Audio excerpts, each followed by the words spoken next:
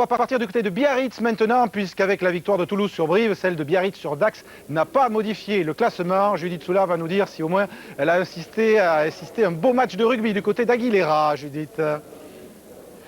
Et oui, c'est clair, ça a été un match à sens unique, Eric. C'est vrai que Biarritz attendait le faux pas de Toulouse à Brive. Il n'a pas eu lieu, mais Biarritz a fait du beau rugby cet après-midi. On va voir tout de suite donc ce qui s'est passé cet après-midi sur la pelouse d'Aguilera.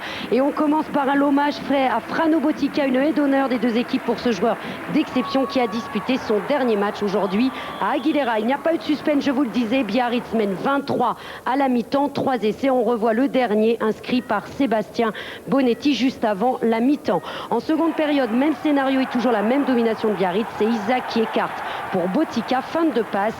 Et Botica inscrit le 4e essai pour Biarritz.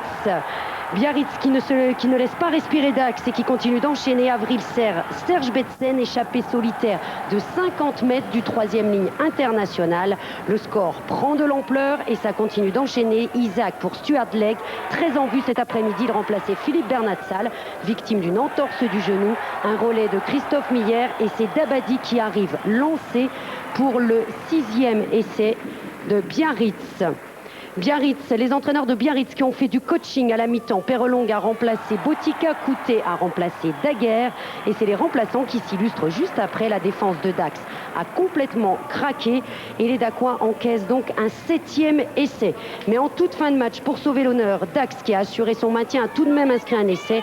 Ce sont les 3/4 de Dax, fidèles à leur réputation, qui se sont illustrés. Ici, c'est Frédéric Leloir qui trompe la défense basque. Le score final, 49-10. 7 essais au total pour Biarritz et la sortie de Frano Botica sur les épaules de Norrois. Alors je suis en compagnie de Sébastien Bonetti, l'arrière international de Biarritz. Sébastien, vous avez assuré l'essentiel aujourd'hui. Il fallait gagner, battre Dax et avec la manière pour préparer le quart de finale. Mais oui, tout à fait. Je crois que Biarritz s'était donné un objectif, c'est de finir dans les meilleurs de la poule, donc dans les 2 premiers. Mais bon, c'est pas chose de faite. Je crois qu'on avait une 3e place à conserver. Et puis aujourd'hui, devant notre public, on a assuré l'essentiel. Alors c'est vrai que cette 3e place peut être aussi, vous pouvez finir meilleur 3e et ça peut avoir synonyme de qualification européenne. Mais oui, tout à fait. Oui. Je crois que tous les joueurs et tout l'encadrement étaient conscients de cela. Donc c'est pour ça que depuis les 5 derniers matchs, on a mis en place un certain rituel, et puis tous les joueurs sont conscients de l'enjeu qu'il y a pour la Coupe d'Europe pour l'année prochaine. Et je crois qu'on a marché tous dans le même sens et tout le monde était concentré pour ces derniers matchs. Alors on l'a dit, vous ne jouerez pas votre quart de finale à domicile, vous allez devoir aller à Paris chez les champions de France face au Stade Français.